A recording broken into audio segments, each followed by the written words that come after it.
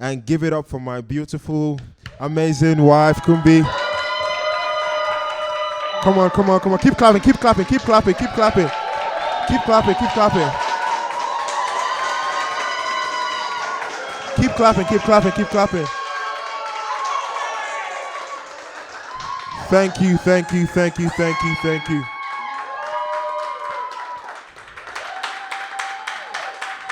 Thank you, thank you, thank you, thank you, thank you.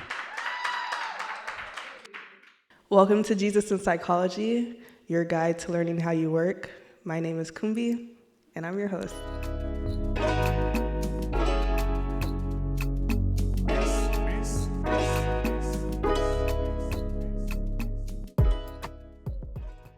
You know, I didn't know it was Super Bowl Sunday when I was planning this, so it's actually amazing that you guys chose me and God, of course. Period. Okay. Me over the Super Bowl, so appreciate you guys. You guys all look really nice, actually. Yeah. You look good. Not as good as you. Thank you. Oh. I'm shy. Okay. Anybody in here a Marvel or DC fan? Yes. Yeah? Yeah? By association. Okay. By association works. I'm a Marvel fan, actually. And the reason why I became a Marvel fan mainly is because I came across Spider-Man when I was maybe 8 years old. And I was like, wow, interesting. The reason why I was so interested actually was because his origin story was the first episode I came across. He got bit by a radioactive spider as Peter Parker, and then he became Spider-Man. I'm sure you guys are all aware. Yeah, okay. Yeah, so I got really interested in origin stories. And origin stories, for anybody that doesn't know, is usually how someone's background, someone's experience, it could be something positive or like a tragedy or a trauma. All of that influences who you become eventually. And so I got really interested in that. And yeah, I'm not here to say that I'm a hero or a villain, but here's my origin story. So yeah, I think the way I could summarize this origin story, and just for y'all to know, my notes are on my phone, but yeah, the way to summarize my origin story is I was a sinner, I became justified, and I'm going through sanctification. Just to kind of paint the picture, I am a pastor's kid, which means I've been in church all my life, and I got so used to doing church and being the goody two-shoes and things of that nature, and eventually that led to kind of just how I did life up until college. When I got to college, I realized quite the opposite. I don't know who I am. There's no identity whatsoever. Yeah, there's no identity. There's no God really that I know of. I was really just worshiping God or serving God through my parents. And so coming to that realization, I was just so lost. I stopped going to church. I don't think I went to church all of my first semester of college. I just started having a deep sorrow, and that sorrow would eventually go into depression.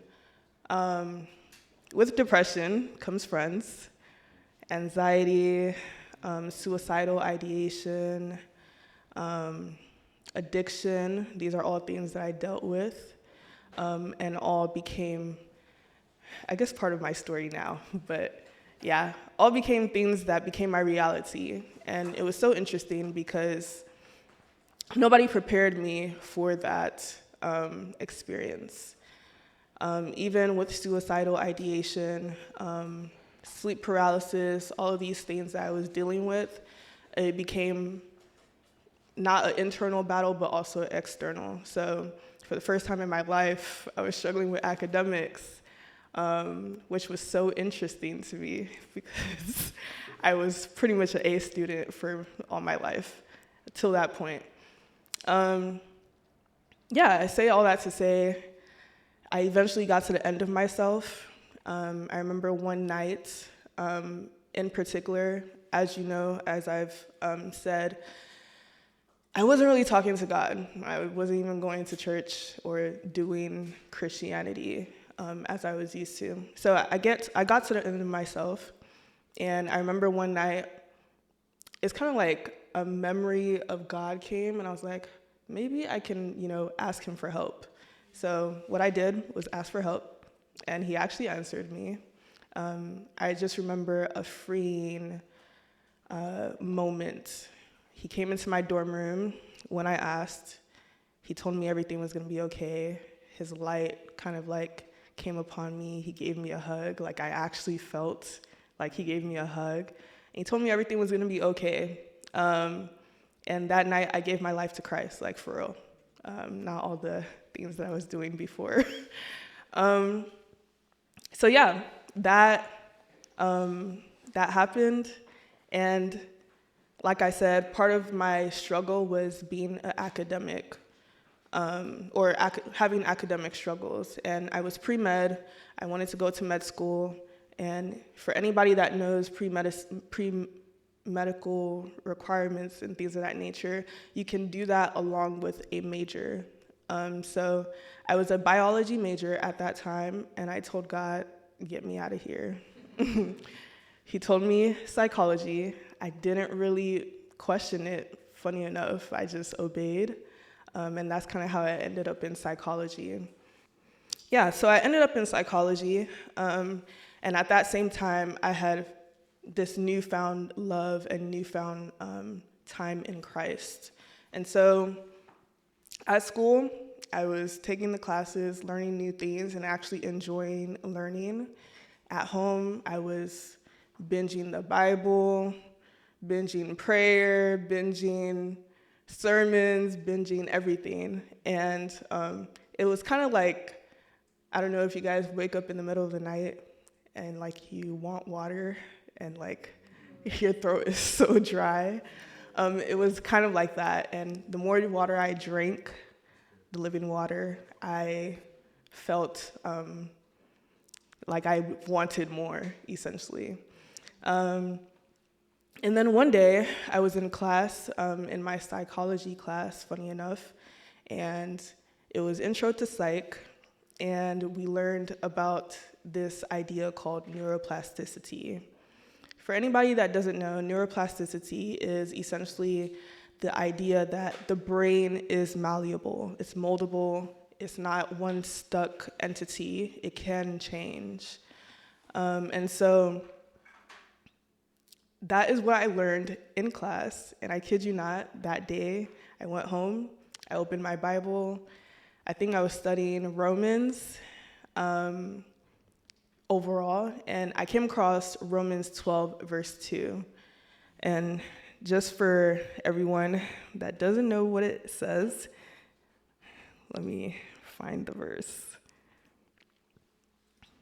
I know off the top of my head, but I think it's better to read it. It says, "Do not be conformed to this world, but be transformed by the renewal of your mind, that by testing you may discern what is the will of God, what is good and acceptable and perfect." And so it was kind of like an aha moment for me. All of a sudden, it's like, light bulb moment. I don't know. It was just like, wow, these two concepts that are often painted as separate collided in my mind. The best way to explain it is that Jesus was describing a process of renewing of the mind and things of that nature. And earlier in the day, he had given me the tools in which I could carry that process out. And so Jesus in psychology became like something that was helping me in my Christian walk, in my Christian faith, and things of that nature. And so I found out that our brain itself is moldable. The world conforms us through repeated exposure, but God is intentional about our transformation of our minds. And so you're probably wondering what the intersection that I received and about Jesus and psychology, and it's essentially that God designed the mind, and then also the brain forms around what is repeatedly experienced. And God calls us to be intentional about what we experience, about what shapes us. God has built us to be biologically capable of change, of renewal, of transformation. And so you're probably wondering how all of this connects to you. Essentially, what I'm saying is that many people think that they're stuck. Many people feel that their patterns or habits or anything that they've experienced in this life defines them. And I'm here to tell you that what can be learned can also be unlearned. I'm also here to say that your origin changes when you come to know Christ. So even if you had a particular trauma or a tragedy or anything of that nature that you've experienced in life, it doesn't have to continuously mold your life in the future. You can, through Christ, through Scripture, change that. Also, many times people have prayed, God should change me. But as we know, faith without works is dead. And so God invites us into changing, into participation of changing. And then also, transformation isn't instant. That's one of the things I had to learn when I gave my life to Christ. I expected that everything would be good and dandy afterwards. But God invites us to do the work in order and be intentional in doing the work in order to change. And everything that I've just described is the process of sanctification. And that's something I've had to learn overall. So what I'm trying to say is that, yes, your origin story matters, but it doesn't imprison you. It doesn't cause you to stay in one place or another. Funny enough, psychology once, when it first started, believed that the brain was a stagnant entity. And later on, psychology research proves that you can change your mindset, your habits, things of that nature. Also, in Christ, your past doesn't refine you. Your past doesn't define you, but your renewal does. What are you doing day in, day out to change, to be more like Christ, things of that nature. Also, it's amazing to think to yourself or to know that God is so intentional as a creator. He created your brain to be able to grow, to be able to adapt, to be able to transform. And so whenever he's asking you, for instance, in Romans 12, verse 2, when he's asking you to renew your mind, he knows this is something that he's given you the ability biologically in every aspect to do. And overall, I want to encourage you guys that the same God who saved you is still renewing your mind day in and day out. So that was a very quick explanation, but that is my origin story about how I was once a sinner, became justified, and now I'm going through sanctification. And I invite you guys to join me on this process. Yeah.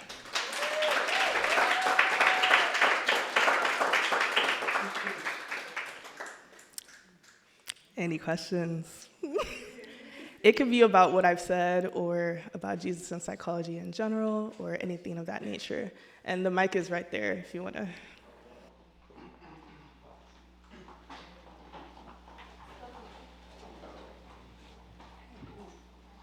First of all, I want to say you did great. That was amazing. I was taking notes on my notepad, so you really did great. Thank you.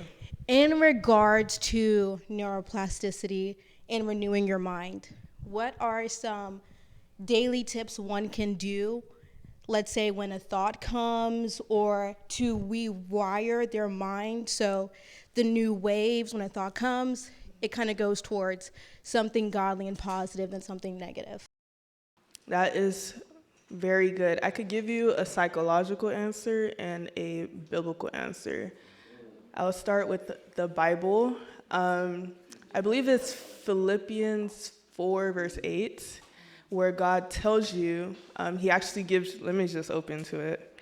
He gives you the trick to that. Give me one sec, guys. So he says, finally, brothers, whatever is true, whatever is honorable, whatever is just, whatever is pure, whatever is lovely, whatever is commendable, if there is any excellence, if there is anything worthy of praise, think about these things. So that is my biblical answer. Think about things that are pure, that are lovely, that are honorable. If you know your mind is going through two things that are not that, then find a way to stop it and then turn your mind to those things. Obviously, it's easier said than done, but this kind of relates to my psychological answer, which is the more you think in a particular way, the more your brain is going to think in that particular way. It's literally a feedback loop. So the best way to do is to starve that thought pattern. If you find yourself going to a particular thought, let's say one of the ones I dealt with for a while, I am ugly. I know, crazy, right?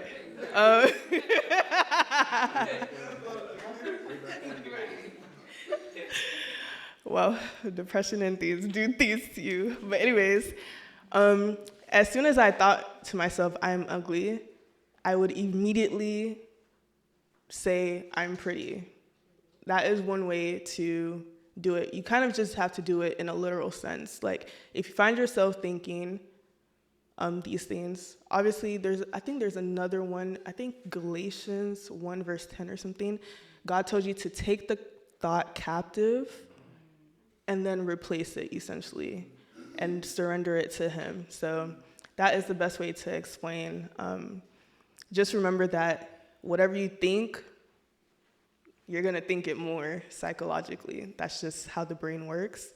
And so it's better to just starve that pattern or thought pattern and then renew it with something else. You do have to replace it, or you're just gonna find yourself at the same place that you started.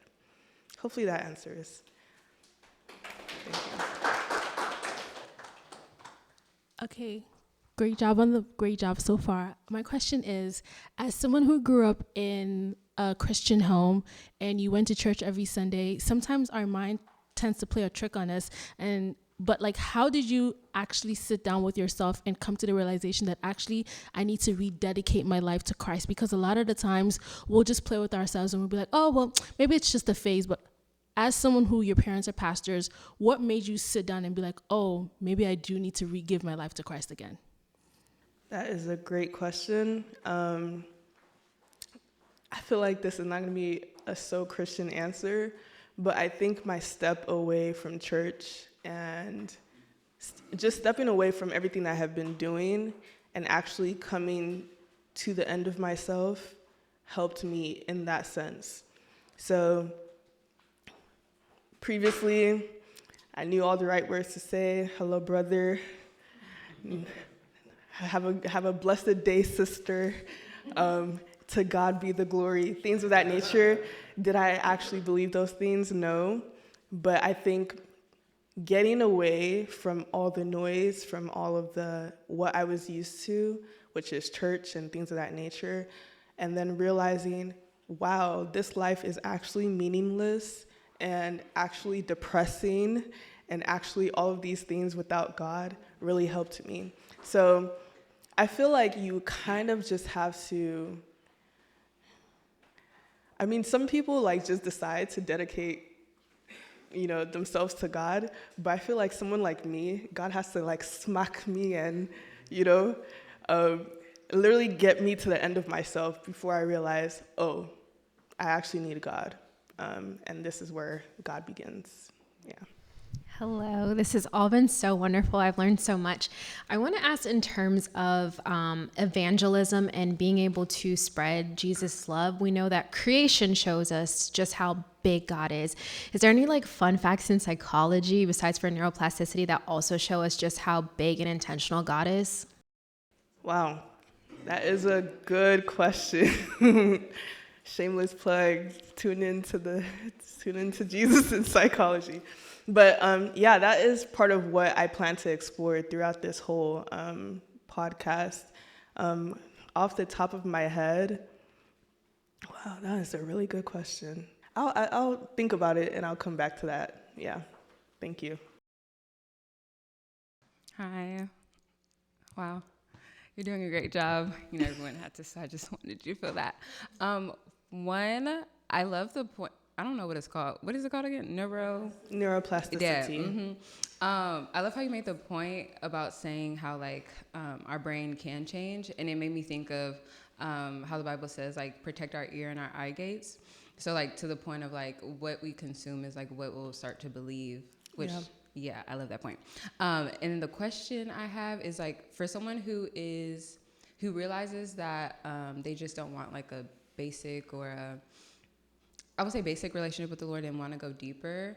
I feel like the advice is always to go into the Word. But for someone who's like, okay, what if I went into the Word, but I'm not getting anything? Like, I guess what's your advice to those people? Like, how do they it's not find the Lord in the Word because He is His Word, but like, how do they get revelation and things like that? Yeah. Wow, you guys are asking good questions. I would say in order to find revelation, okay, this kind of answers your question. There's a psychological theory that talks about proximity. I think it's called like the proximal effect or mere exposure effect. I think it's mere exposure effect, which is the more you spend time with someone or something, the more you are likely to want to spend more time with that someone or something. The more you become more attracted to that someone or something, things of that nature. And so kind of just answer both of your questions. How that relates to God is if you want to know God more, you gotta have to spend more time with Him. That is the best way to explain it. You're not gonna really hear God's, okay, let me use a friend for example. You're not gonna hear about your friend's deepest secrets or things of that nature or what they're going through in life if you don't really spend time with them. You haven't built enough intimacy with that person. You haven't built enough, you haven't been exposed to him or her enough for that to happen. So in the same way, how answer your question, mere exposure effect is the more you are close or in proximity to somebody, the more you are attracted to them. And so that happens in Christianity as well. The more you spend time with God, the more you're in His presence, the more you're able to have intimacy with Him in which He shares more revelation about who He is, about His character, things of that nature. Yeah. Hello? My question is, because you mentioned earlier, how you had to learn that sanctification is a process, and it's not just going to be something that's going to happen in 1 second. So I wanted you to expand on that a little bit more, especially as a pastor's kid, and how that might have influenced wanting to go from 0 to 100. Sorry, can you repeat that? Okay. To expand more on, because you said you learned that sanctification is a process. Mm-hmm. So I'm guessing, there's certain experiences there where you wanted to go from 0 to 100, and also how being a pastor's kid influenced that of like, because for me personally, as also a pastor's kid, I wanted, see my dad. I wanted to just you know. So yeah, just speaking more into that. Yeah. I guess I'm different. I don't know if I wanted to go 0 to 100. I think I was just trying to get out of where I was. So even if it was 0 to 1,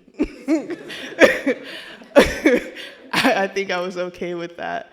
But that is interesting now because sanctification is not always a great process. It's not always beautiful. It's sometimes painful, especially when you're going through pruning and all of those things, all of those Christian buzzwords. But I think the process becomes beautiful as you go through it. I don't know if that makes sense. It's kind of like when you look back 5 years ago and you're like, whoa, you went through that, you came through that, you conquered that, but you don't even realize in the process. It's kind of like when you look back and you're like, oh, thank God. Even though it's like painful or something like that there then. So yeah, I didn't really want to go 0 to 100 if I'm being honest. Even now I'm like, I'm good. But yeah. Hi, you look beautiful, by the way. Hello, thanks. Hi, you look beautiful, by the way. Thank you. You look stunning. My question is, from my understanding of psychology, it's more logical, right? It's like fact-based. Whereas religion, or our faith specifically, the Bible says that, you know, he uses the foolish things to confound the wise. The wise, yeah. So how do both play together? Like, what does psychology say about faith? That's my question. Wow. Psychology, funny enough, says a lot about faith, especially in the health psychology realm. It talks about how having faith, all of those things, increases hope and increases the will to live. So oftentimes, if someone is going through, there's been studies where there's people that are like no faith at all, atheists whatsoever, and then there's people that do have faith, and oftentimes they see life better. They have more hope. They're more willing to be resilient, things of that nature. Whereas atheists or agnostics or whatever, they often are just like, I guess, skating through life. There is studies that have shown that religion, faith, all of that does help in someone's quality of life. So, yeah. Hello? Is this on? Okay. Funny enough, Bernice kind of took my question because, you know, our dad being a pastor, thank God he's not like radical or anything, but, you know, there's different points where he said like, oh, science says this about God. There was a big bang.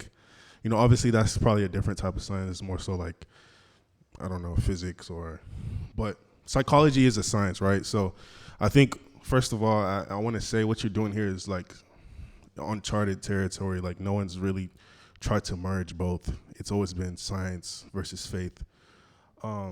So my question is, how will your platform explore that nuance? How will your platform, what are you looking for your platform to produce, whether it's an answer or whether it's just conversation that no one's really had when it comes to how Jesus, and at the end of the day, Jesus is the maker of all things, right? So he's allowed science to be a thing. He's used science. So is your platform gonna, obviously I can assume your platform is obviously gonna explain, you know, how the two work together, but what kind of questions about how those things have been perceived in the past, you know, like where they diverge, where will you explore where they converge, and how, you know, because there's critics everywhere, but, you know, what kind of answers are you looking to provide is essentially what I'm saying when it comes to how these, you know, two things work together, faith and science. Yeah, I mean, the way I see it is Jesus is the creator and psychology is the creation. And oftentimes they are working together in terms of God using a tool like psychology to help people or to heal or to cause people to be better. And so that's how I kind of see it working together in terms of how the conversation will converge on this podcast. Honestly, I have like several ideas in mind that God has given me. Some of it is like, the one that comes to mind, funny enough, is the psychology of deliverance. Yeah, I'm excited to get into that one because I've seen a lot of things as a pastor's child. And I think that people can be delivered spiritually, but their habits, their responses, their what they've become accustomed to needs deliverance as well. And I think that's where psychology can help with that. Yeah, many ideas in mind, but that's one that comes to mind. So I do think faith and science are meant to be intertwined, but I think the devil is cunning and has often caused someone to choose faith over science or science over faith, but has never really seen that science is meant to aid in your faith. So hopefully that this podcast is able to, I guess, answer those questions.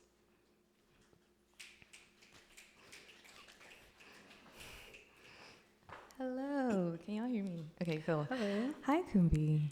Oh my Hello. goodness, wow, my psychology babe. This is so awesome.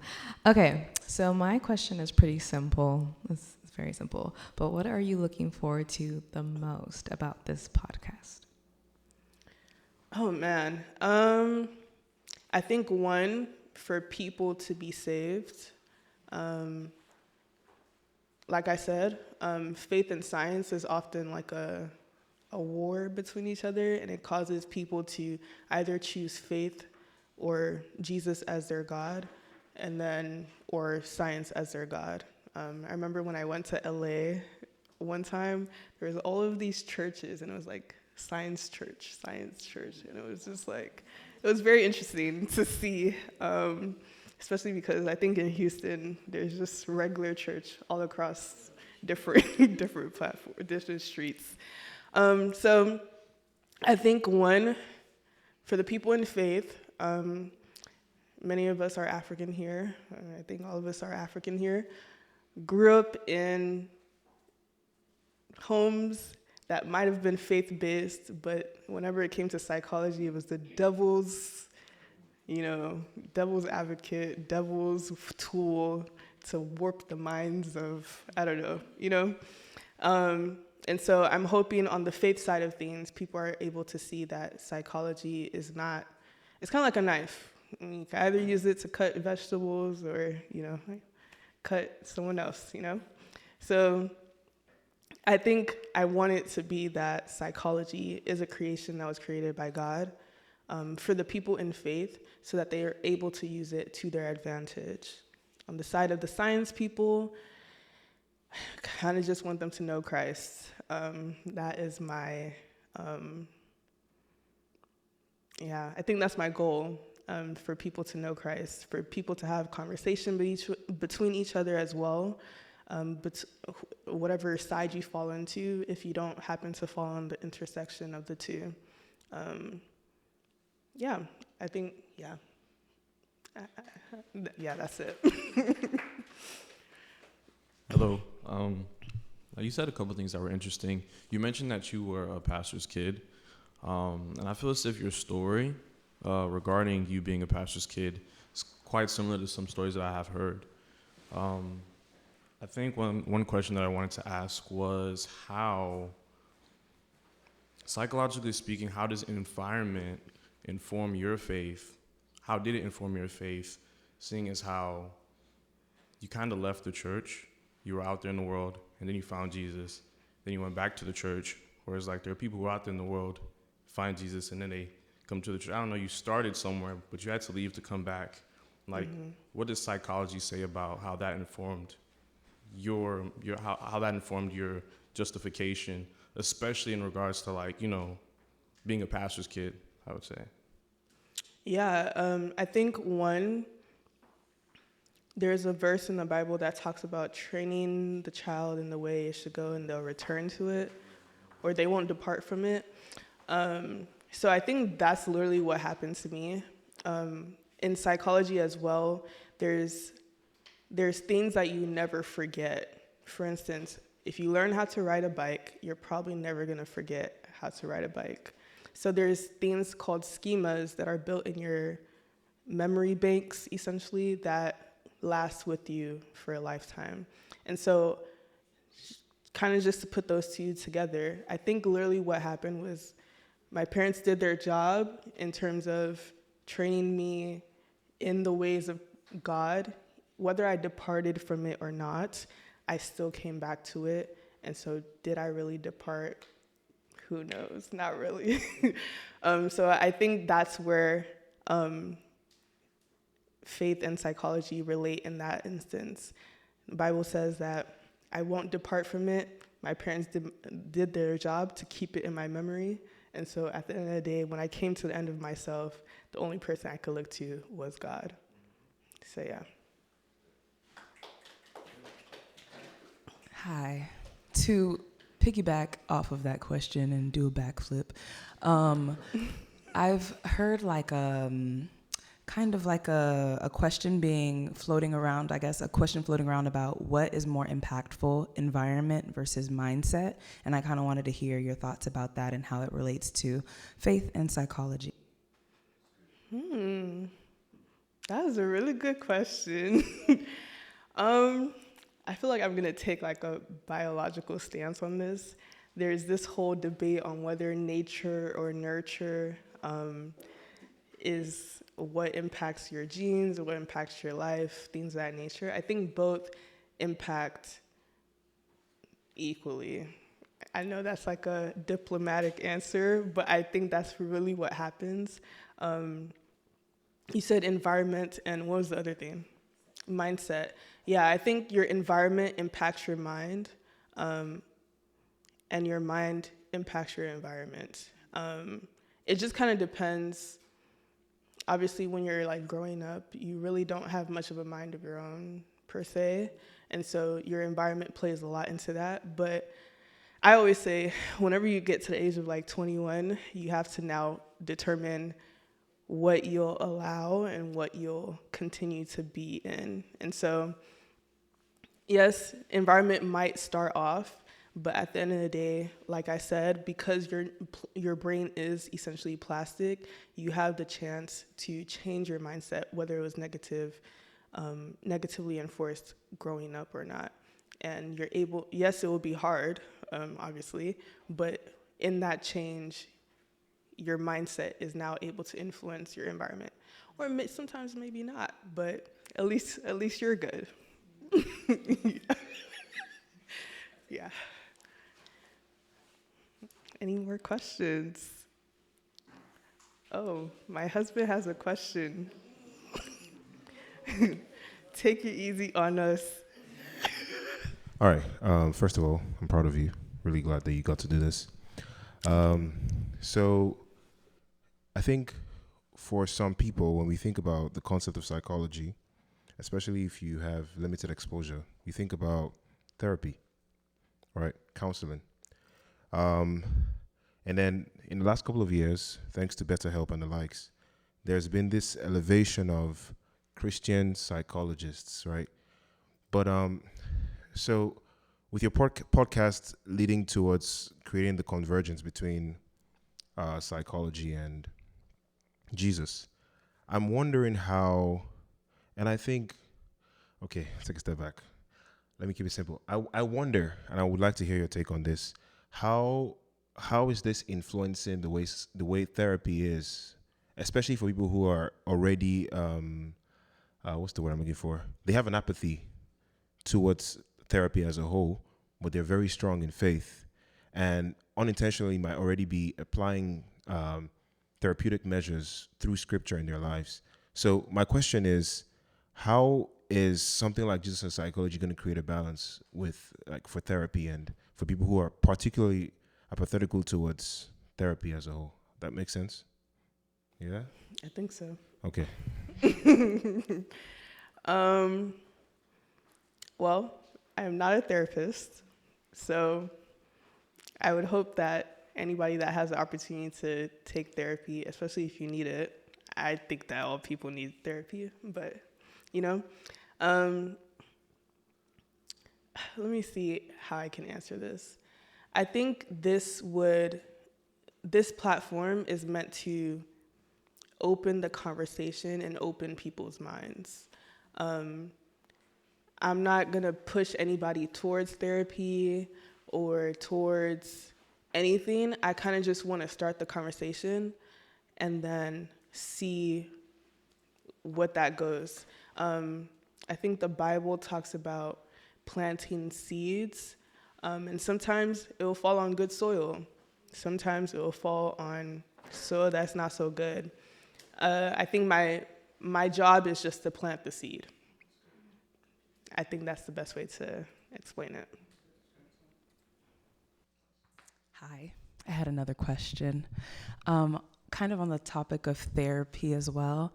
I guess I was wondering, what would you say are some maybe metrics to, I guess, measure yourself, like if you're healed in a mental health standpoint? Like, is anyone ever really healed? Because us Christians, we like to say, like, we want to be a whole person, especially we use this rhetoric when we're talking about, like, singleness and relationships. You've got to be healed before you enter into, like, relationships. So what would you say healed looks like in a mental health standpoint? That is a good question. That is a good question. I believe that nobody is truly, fully 100% healed until heaven, essentially. Sanctification is meant to be a process, and the process is meant to be lifelong until you reach perfection, which is when you go to meet Christ. So on one hand, that is my answer, but on the psychology end, I think as long as you're 1% better, I think that's a book somewhere. I think, yeah, as long as you're 1% better and you're able to look back and be like, okay, I was here, here's the growth that I can measure, things of that nature. I think that is good enough, in my opinion. As long as you are healing, you don't have to be like fully healed, but if you're able to recover, if you're able to even just look at yourself and be like, oh, I'm acting in this way again, stop yourself and then find a way to reorient in a better, more healthy manner, response, whatever. I think that is good enough, because many people go through this world not even being able to pinpoint what is wrong or pinpoint what they're doing as unhealthy, if that makes sense. So even if you are able to pinpoint it, I think that's a step in the right direction. So I don't think you're ever going to be fully healed, to be honest, especially in relationships. Like, being married for 6 months has taught me that, wow, there's even more that is wrong with me. There's more that is wrong with me that I don't know about. It's the same thing with sanctification. God constantly reveals, uproots, and then continues to do that with you. And if he revealed everything at once, I feel like it would be overwhelming.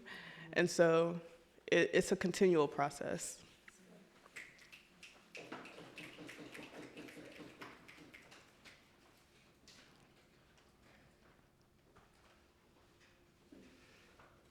All right, any other questions? Deborah. Mine is short and sweet, very short and sweet. Is there any special guest? Oh, my bad. But yes, is there any special guest that we can expect, and someone that like can literally intertwine Jesus inside? That's a good question. I don't have anybody in mind right now, but I have like people that I've saved that I'm like, yeah, I'm gonna reach out once it's time. Does that make sense? So yeah, I think, do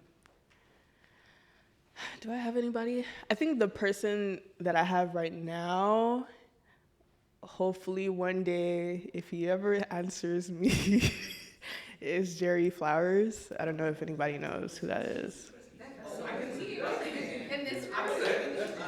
Oh, sorry. 1 degree connection. Sorry. Yeah, I forgot we have 1 million follower people in this place. So. Oh yeah, yeah, yeah. True. Celebs in this house. Big ones. But that was one person that comes to mind right now. But yeah, there's a few people that I may invite one day. Yeah.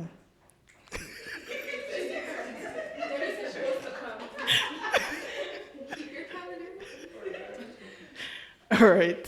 This is also a simple one, small, short. Like, what took you so long to get to this point where like you're?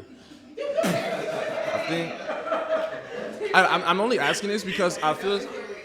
I'm only asking this because I feel like I've seen the name Jesus in Psychology before. Like, I think I've seen it before, and it's like, okay.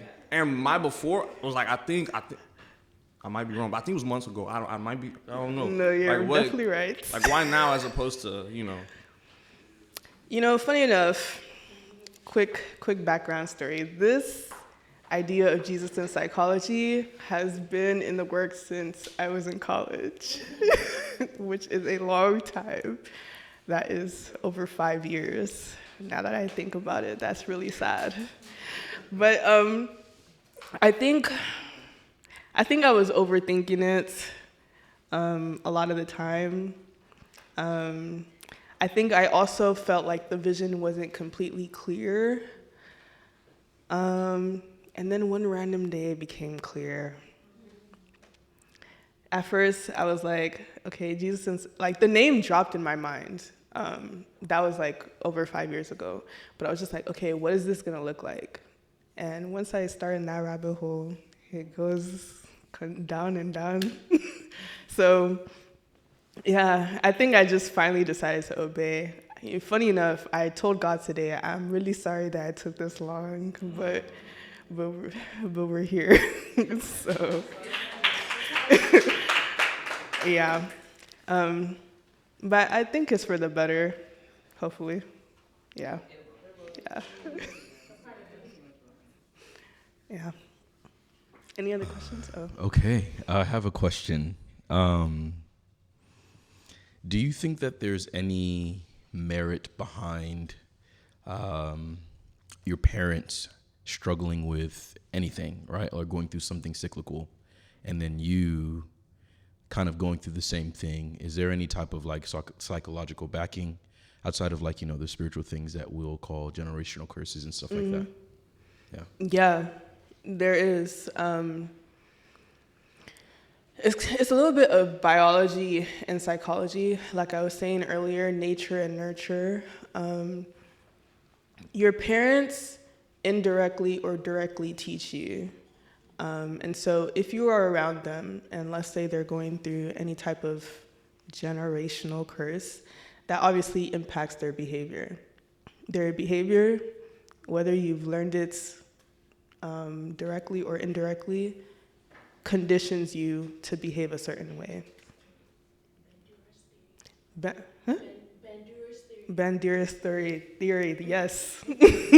So that's one way.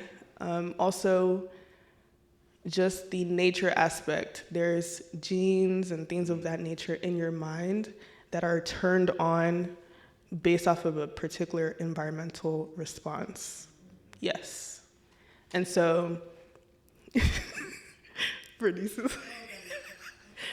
so there is also some things that are turned off based off of that. And so it's kind of like a biological aspect to it, but also like an environmental aspect to it, whether it's through learning or whether it's through genetic epigenetics. You guys, okay, yeah.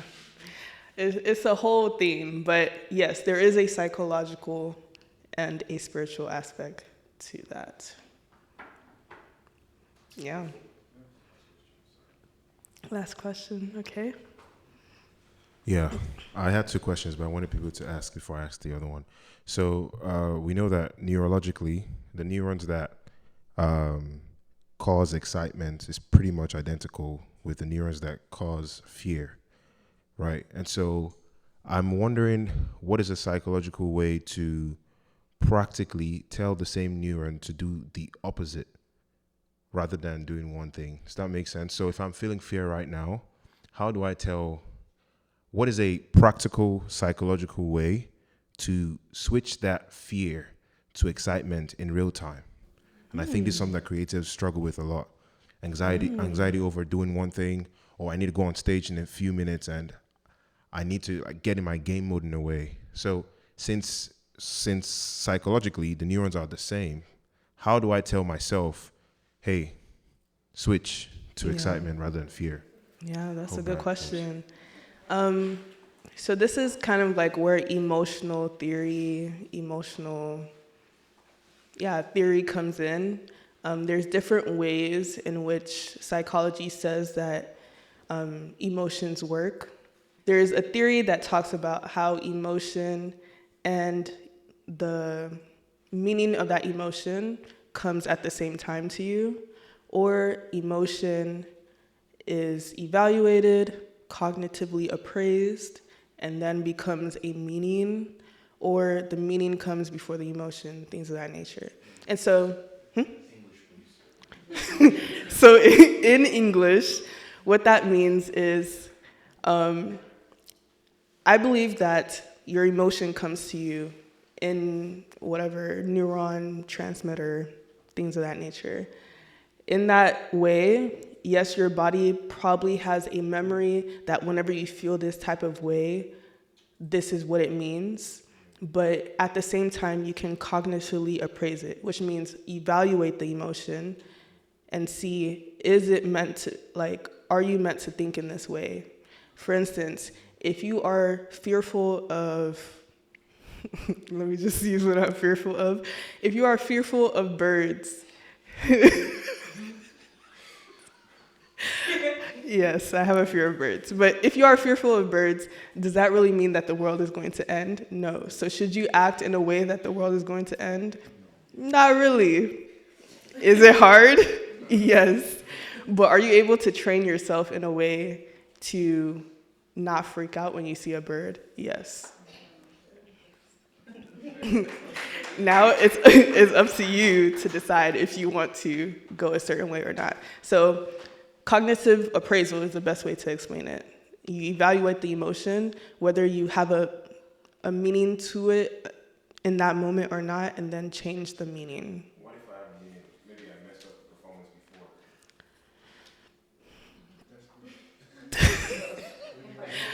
before. Just because, I was about to say go to your therapist, but just because one performance was messed up doesn't mean all your performances are messed up. And so it kind of just goes back to, are you going to make a big, or make a generalized fear out of that one fear that ended up to actually be true on that one day in your entire years of living? Or are you going to choose to kind of have a better outcome or believe different? Yeah. All right.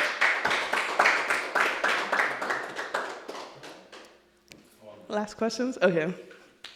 So yeah, thank you guys for joining me on this launch, on my official first episode of Jesus in Psychology.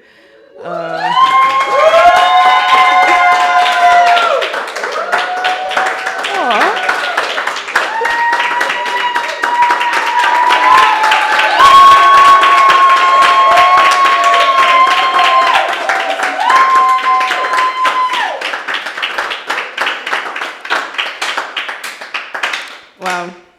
I didn't expect y'all to like stand and, but yeah, I just hope that you guys come along on this journey with me. We're gonna learn a lot about psychology, a lot about Jesus. You had another question. Hey. One more question. How often can we expect episodes? And how often can we expect a check from you from those episodes? What? I can answer the first question. I don't know about the other question, but yeah, expect episodes every month for now, until I, get my feet wet and all of those things. Yeah, I'm planning to have once a month episodes for now. Pray that God takes it bigger and better. Yeah, and so that's the end of this.